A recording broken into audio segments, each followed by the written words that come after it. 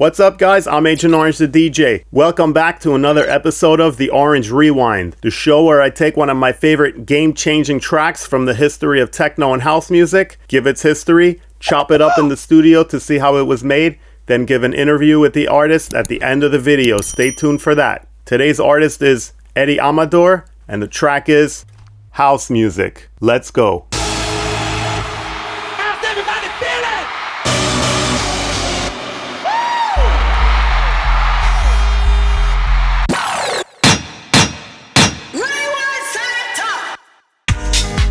It was 1997, and Eddie Amador decided it was time to remind the world why it fell in love with the genre of house music in the first place. His mission was clear: a jacking groove, a throwback disco sample, a fat bass line, and a lyric which encapsulated the strong core principles that were at the root of where house music originated: the pure soul and inclusivity of the culture. There was no better name for the track that he could have chosen than simply House Music. And the 18 words that he wrote down could not have been more honest and more powerful. Not everyone understands house music. It's a spiritual thing, a body thing, a soul thing, a soul thing. House Music was released on Washington, D.C.'s Yoshitoshi Recordings, label of the dynamic duo then known as Deep Dish, and more recently known as their individual solo projects, Dubfire and Sharam. With a string of quality releases already established in the house world, it was the perfect vehicle to propel Los Angeles DJ Eddie Amador and his track into the stratosphere of the scene. It went on to become a huge global hit and secured a second release, Rise, which also became a hit. It also went on to get remixed by an amazing cast of artists including DJ Sneak, Deep Dish, Marcus Wyatt, Mysterious People, Uto Karem, Robosonic, Anthony Atala, Kings of Tomorrow, Ian Pooley, and Filterheads. Originally from Phoenix, Eddie got his start playing parties in the early 90s and eventually moving to Los Angeles in 1997. After the release of his first single, House Music, his second single, Rise, entered the UK Top 20, further confirming him as an international class DJ, performing at famous club venues like Ministry of Sound, The Queen, New York City's legendary Central Fly, Crowbar, Stereo, as well as Pacha and Space in Ibiza. Through his career, he has remixed for Madonna, Michael Bublé, Seal, Donna Summer, Alanis Morissette, Jason Derulo, Chris Willis, and many, many more. In 2015, Eddie received a Grammy nomination for Remixer of the Year for his remixes of the group Five Knives, The Rising. Eddie continues to be sought after for his productions and remixes and continues to pour his soul and excitement into the ever-expanding world of electronic dance music. In 2011, DJ Magazine nominated Eddie's House Music, number 56, on their list of the top 100 most important house tracks of all time. Now let's go to the studio and see what made house music a game changer. Rewind. Alright guys, here we are in the studio. Let's talk about what made House Music by Eddie Amador a game changer. Simple, but powerful and effective. Jacking groove, throwback disco loop, incredible vocal, really low bass line that comes in the middle. And that basically wraps it up. So, we're going to start with a kick and a hat and a clap and the vocal. We're working at 123 BPM today. I've got my SP16 here today for the sequence, and I've got some sounds coming out of Ableton. We'll get to those later. We start with the kick and the hat. We've got that here. We've chopped everything up. The vocal. House music. House music. So let's set up our groove.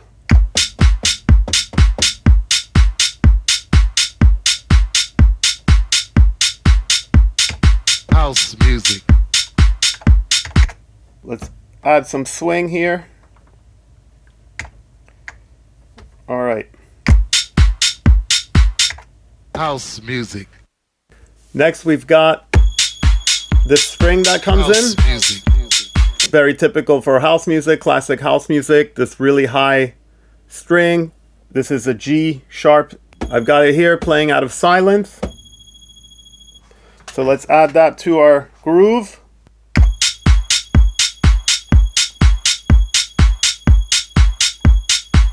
I'm going to double up our pattern length here. House music. House music. Next, we've got the vocal that drops over the string. Not everyone. And hit play on our vocal. Not everyone understands house music. I'm going to set up a basic whole note delay for the vocal. House music. So the next part, we've got this groovy, swinging jacking house loop that comes in. You can hear it rising up in the background. Soul thing. A soul thing. That jacking house loop is a sample from Solution, Feel So Right. Solution, aka Victor Simonelli.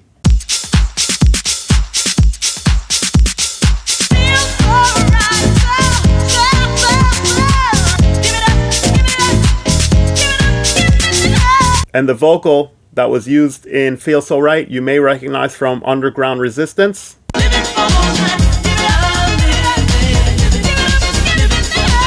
Underground Resistance featuring Yolanda Reynolds. So let's get our shuffly jacking loop in here. House music. So now it's time for the big money maker. The disco loop, the throwback disco loop. Which is from Exodus, Together Forever.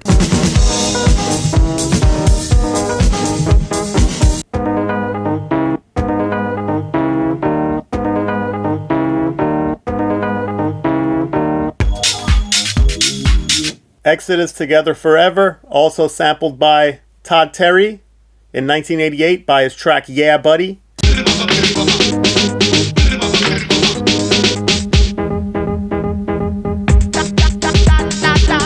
And Dave Lee, aka Joey Negro. You and me, together, baby, you and me. Filtered down.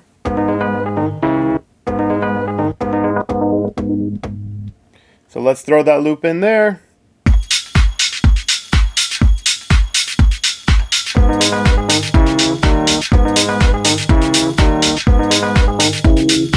Let's add some effects. Let's add some delay to that. And let's add a phaser also to this.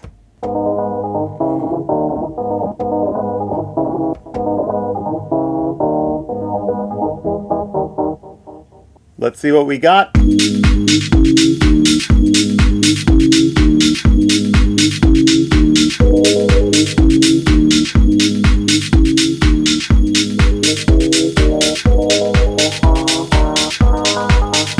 String comes out, loop goes up, the vocal starts to play. Not everyone understands house music. It's a spiritual thing, a body thing, a soul thing, a soul thing. And then what brings it all home is the sub-harmonic bass, the sub-bass that comes in. It's like a sine tone that came from a Korg keyboard. We've got our sine tone coming from Ableton, and the notes G sharp, E, and D sharp. And when this bass line comes in, it just drives the club nuts, makes everyone go crazy. And that was really, it really was what brought the track home.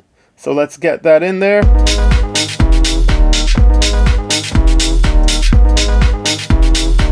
And there you go. That just goes to show you, you don't need too much to make the place go nuts. You don't need to make it too complicated. Keep it simple. Let's have some fun.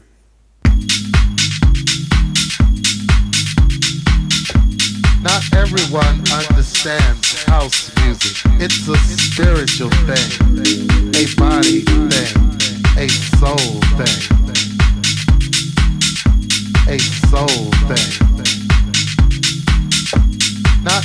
everyone understands house music. It's a spiritual thing, a body thing, a soul thing, a soul thing.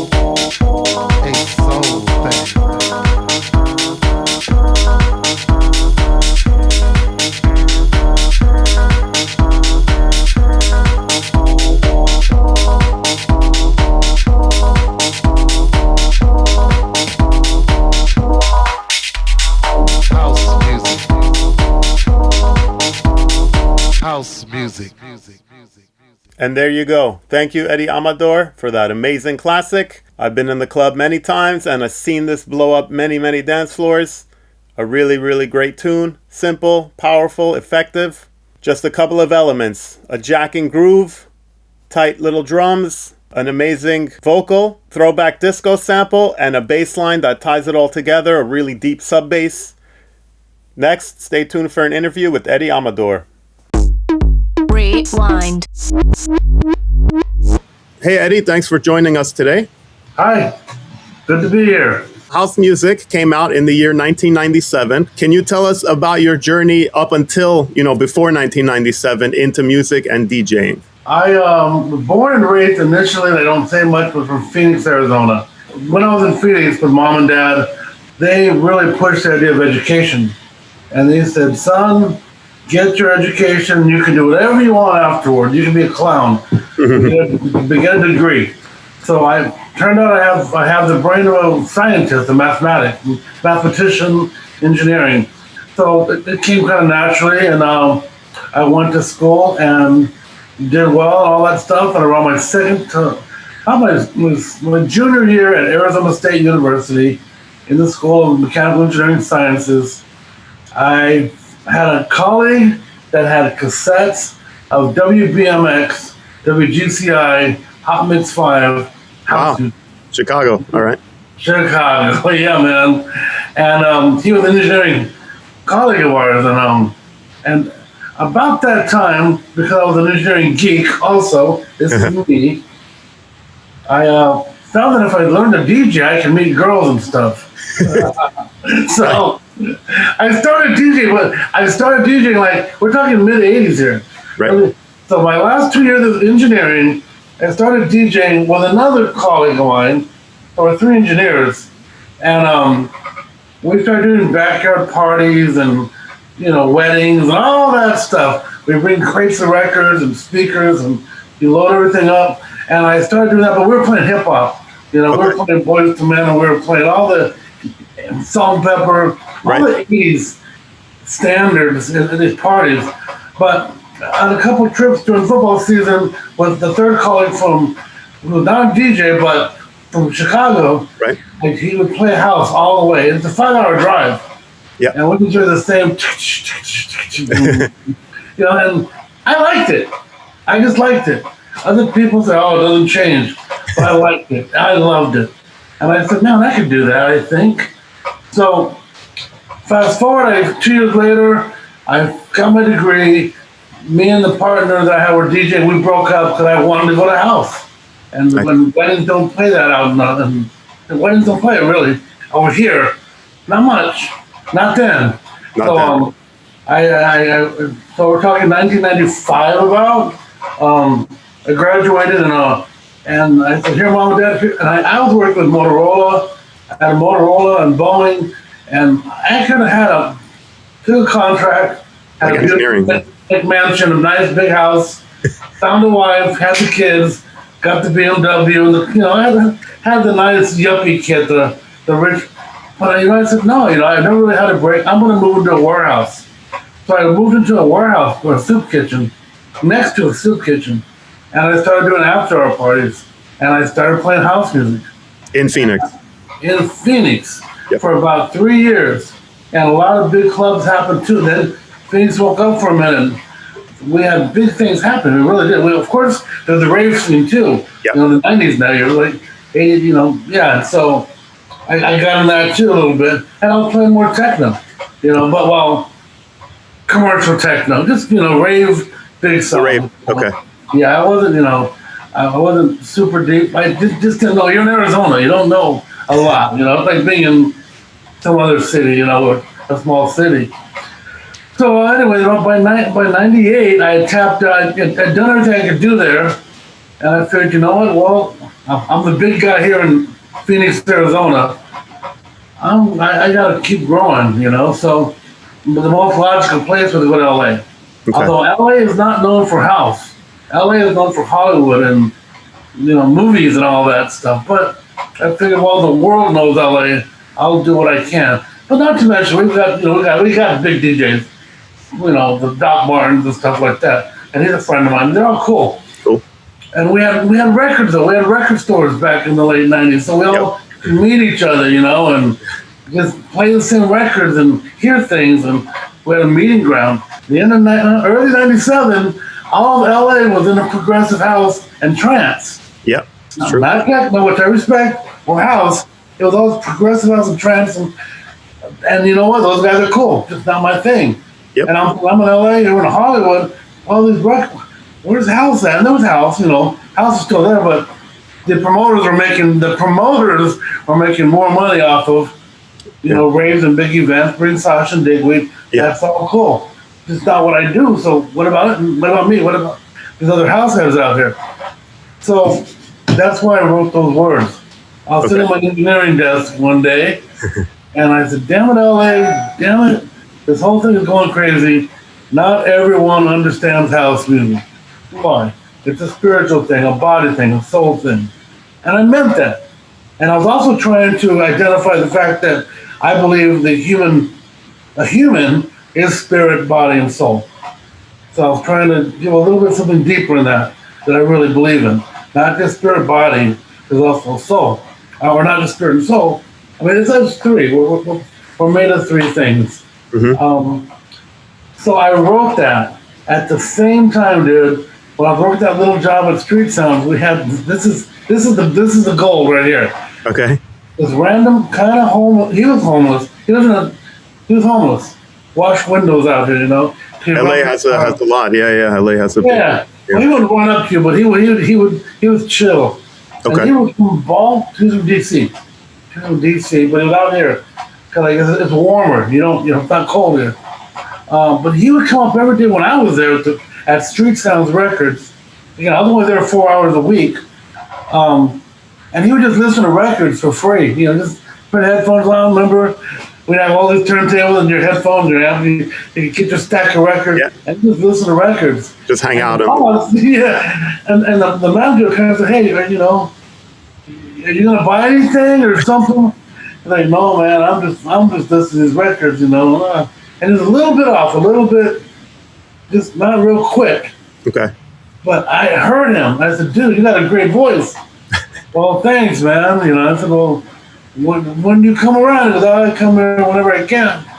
I said, "Oh, where do you live?" He goes, I'm over back on some alley area right now at a friend's place or whatever. I said, "Okay, well, do me a favor." I just didn't know. I said, "Can you read?" He goes, "Yeah, I can read."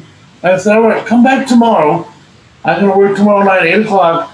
And when the boss goes out, I know he goes out for stuff. I'm going to put you in the bathroom, sit on the toilet. Here's a hand. I'm going to Walkman and talk and read in that Walkman like this." To record him. Okay. I'm recording. And so the next day, sure enough, he came back. Walkman. Okay. And I said, "Hey, the boss is gone." And the boss is cool. His name is Bob Bogdan. Great guy. And so he went to go move his car. And I said, "Hey, Beat Street." That's what he went by. He said, "My name is Beat Street." Okay. "Okay, Beat Street. Go in there, hurry up, please." He goes, "All right." And so he sat down. I remember it was quiet. He goes, "Not everyone." And it just gold one time. Just like that. Just like that. That's incredible. It was gold because I tried forever again to work with him. Okay. But he couldn't. He just couldn't do it. Okay. You would say do it like this, but he do it the same thing over and over. And I don't know what that's called. That's all right. I said, "Hey man, let's get some pizza." So I had some pizza with him afterwards. Cool. I said, "Listen, I don't know how this whole thing's gonna go. I'm gonna see what I can do with this. Right. And if it works, I'll hook you up. Just trust me." "All right, man." And handshake kind of thing, Yeah. So I had some pizza. I went home, and we had one club. There was only one club holding down house music, and that was called Does Your Mama Know? And Okay. it was on Saturday nights, and that's when they would bring in the newer guys. Well, they bring in Louis, they bring in Tony Humphries. Oh, cool. They bring in a lot of guys. And I'd go and I would literally just be there when they open and stay there till noon the next day just to soak it up. Mm-hmm. I believe you're a product of your environment. I really wanted to be around that. So at the same time, I also bought an Emax 2 sampler. Okay. Rack mount Emax 2. That question was coming up. Okay. The Emax 2 sampler, I think it had 16 seconds of sample time.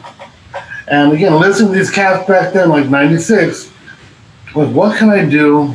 You know what? Let me just make a simple track.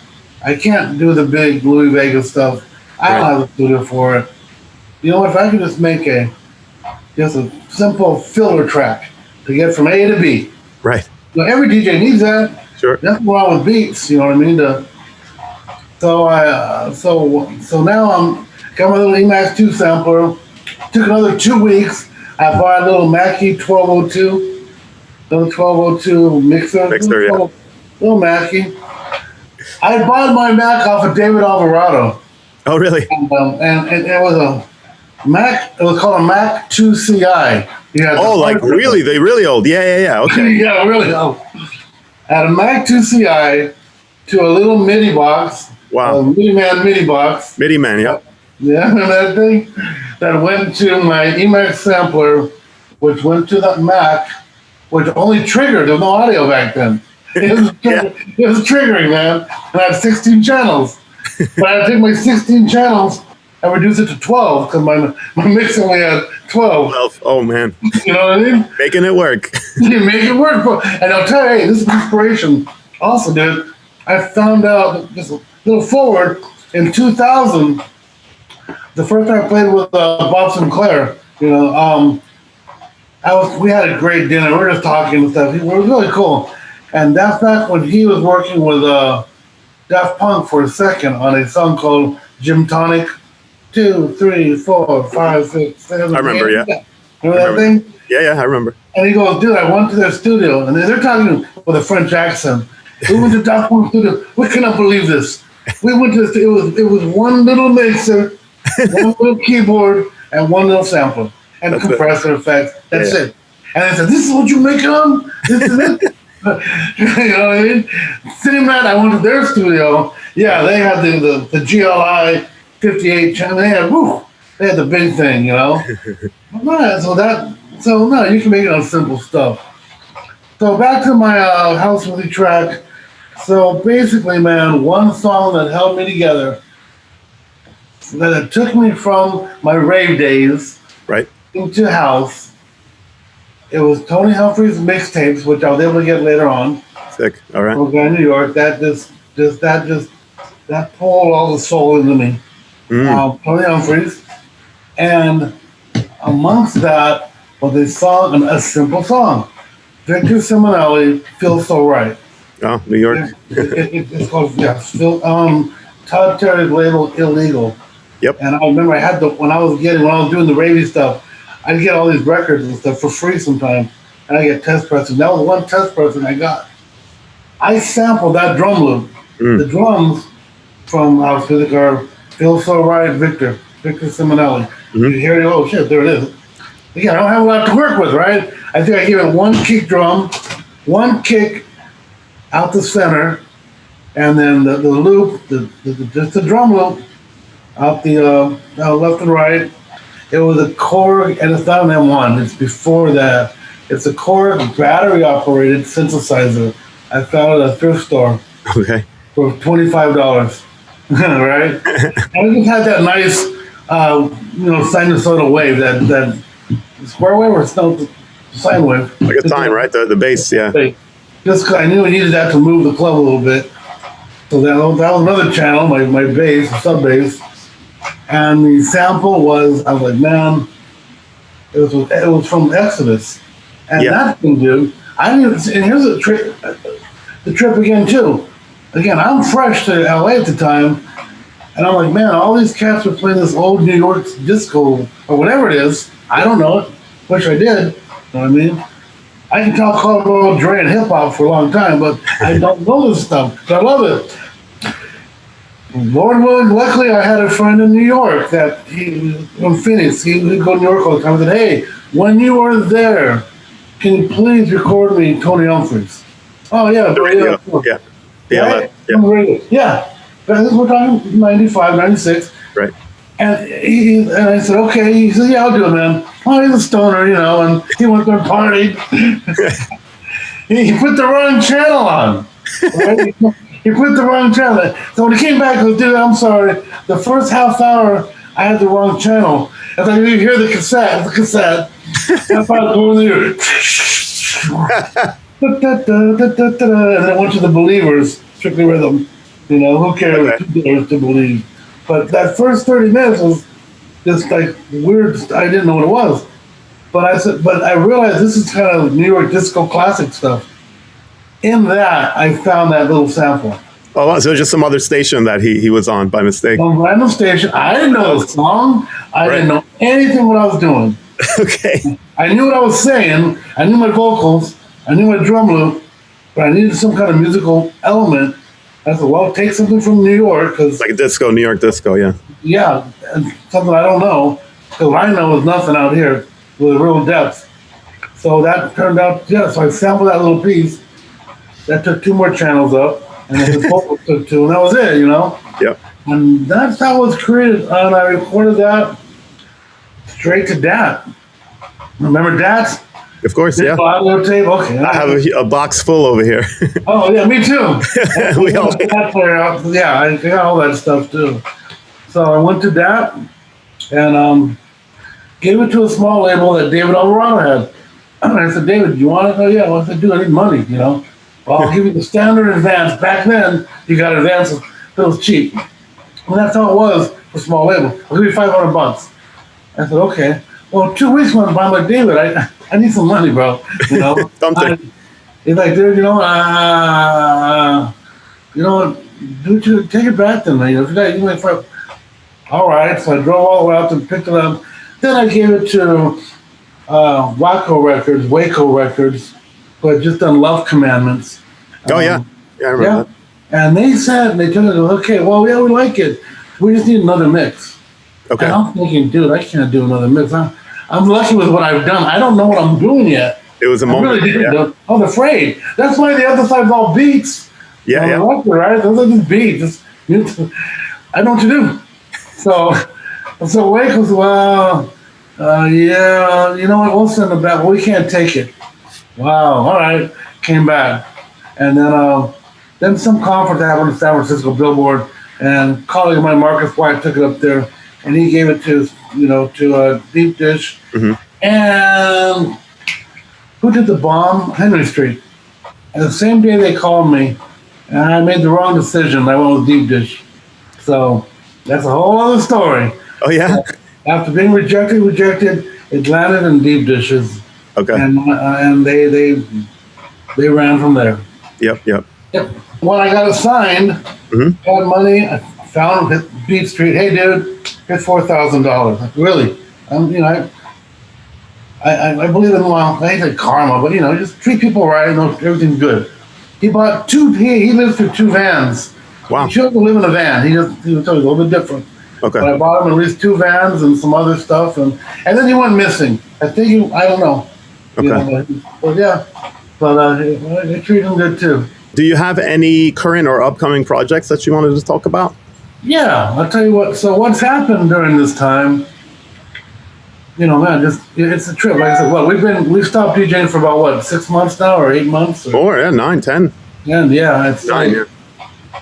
Like really makes you think about what are you doing. You know what I mean? Yep. And I was talking to a guy named DJ Dan. You heard of him, Dan? Of course. We talked the other night. Like, dude, like everything's being reset now. Like, I mean, of course, the big guys are still going to be big. They're big. But Right.